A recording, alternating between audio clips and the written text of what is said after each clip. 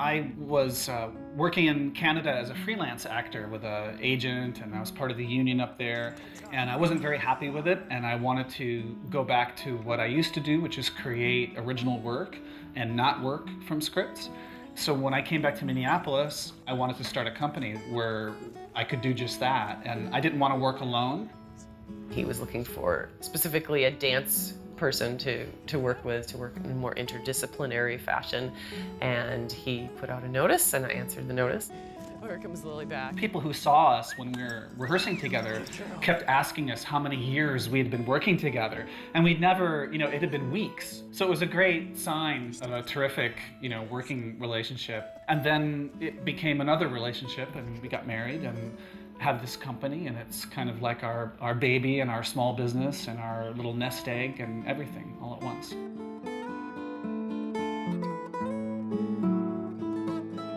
Big stick, get it.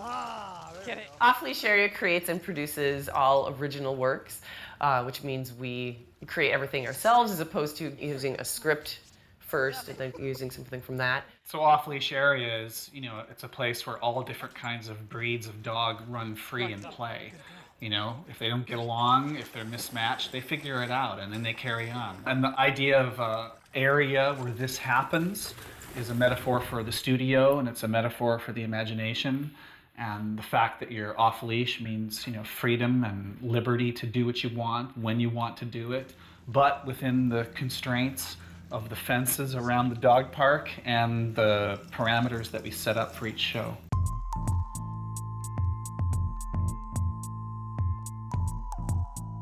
We perform in spaces ranging from garages to the Kohl Center, downtown Minneapolis. Every show is really different because there are myriad ways that dance and theater can mix together.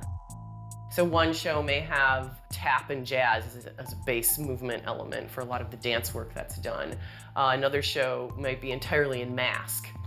It depends completely on just what styles and forms within those genres speak to us for any particular show. I think there's always a really specific world that we create, and not just a specific world in terms of place, like artist studio or countryside, but it's a very specific world in terms of how it looks, how it functions, what the rules are for moving in it, because we're a movement-based company, so we never do anything that's naturalistic or realistic. Never, ever, ever.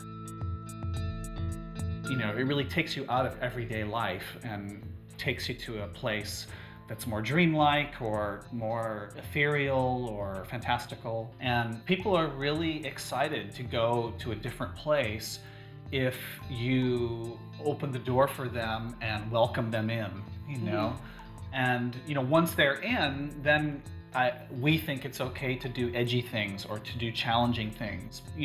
As artists, we want to present people with experiences that make them want to live a fuller life, that make them want to live life better, that make them look at life in a different way.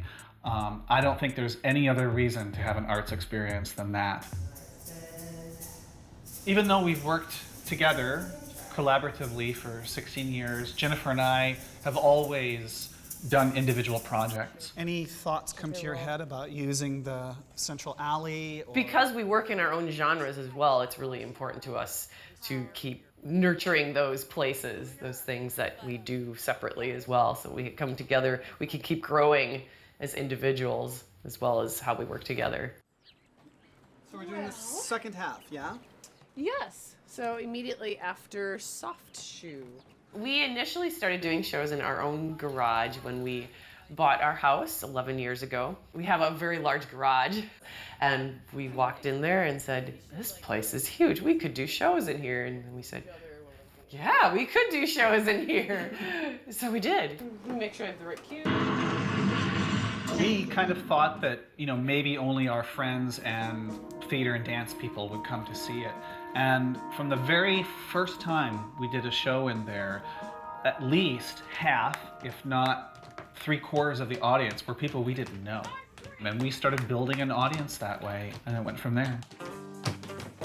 After we'd been doing shows in our own garage for about 5 or 6 years, then one of our board members who lives in the suburbs said, I would love this to come to our neighborhood, and this would be a great idea if you could take this idea out to other places. The garage tour is a project we love. We fill up a truck every weekend during the garage tour, and every weekend we go kind of like a little traveling circus. We go to a different location, a different host garage or other unusual space, and set up a whole black box theater complete with risers and seating and sound and lighting system, and the host invites their own neighborhood and friends and community, and we spend the weekend doing shows in their own neighborhood. So we're really taking art right out of the core of the city and bringing it directly to neighborhoods and to the people.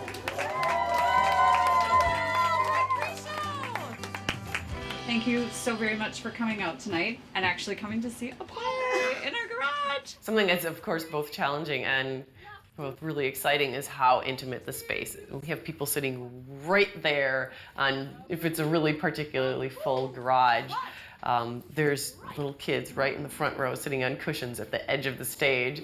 So the audience is just right there, which can, as a performer, be really terrifying. You don't have that luxury of just kind of playing out to the big space. But it's fun to create for just this like little special gem of an intimate space as opposed to the big, giant, raw, cavernous theatrical space of a traditional theater. I wanted to start a company because I wanted a vehicle with which we could continue to create our own work over a very long period of time. And it wasn't so much that we wanted to do something that nobody else was doing. We wanted to create a company through which we could find out what is really us. With our varied skills and the different things that we bring to the buffet, you know, what is our taste? What is our vision? Because I believe that, you know, the more an artist can hone in on what it is about them that's particular, that's strong, and that is durable, the more interesting the work will be and the more varied it will be over time. And there are lots of different interdisciplinary companies. There are lots of different companies that are hybrids of dance and theater. And I guess I like to say that what makes Off-Leash Area special is that this is the Jennifer and Paul version of that.